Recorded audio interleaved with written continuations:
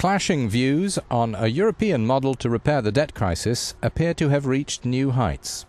German feelings on federalism this week were rubbed the wrong way by British individualism and suggestions about repatriating certain policy decision powers from Brussels. In 8 short months, we've fundamentally changed the... Berlin wants to speed up revision of the EU's Lisbon Treaty on how the 27-country bloc works and have that approved by all of them by the end of next year.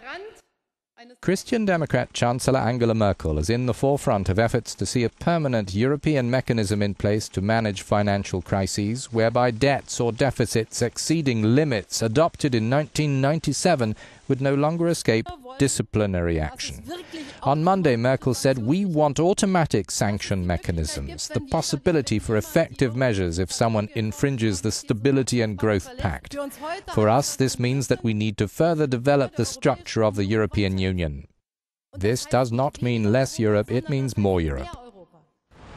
But European economic governance proposals raise hackles in Westminster. Conservative Prime Minister David Cameron wants to be certain that the EU goes on being good for British economic interests and conserves the principle of a union of sovereign nations. He was at the Lord Mayor of London's banquet on Monday night. Now is the chance to ask, what kind of Europe do we actually want? For me, the answer is clear.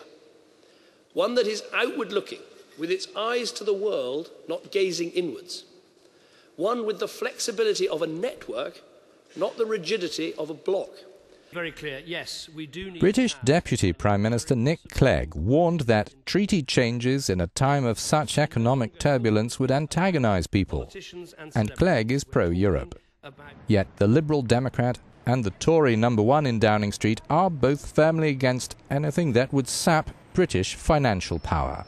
We can't support the European financial transaction tax that has been proposed.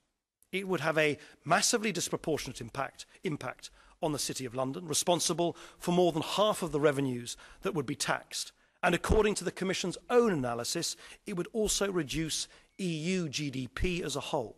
Merkel has said she will not accept a British refusal of a European tax on financial transactions, which rather spices up the prospect of Cameron's visit to Berlin this Friday. Her principle is national interests can't put Europe's survival in second place.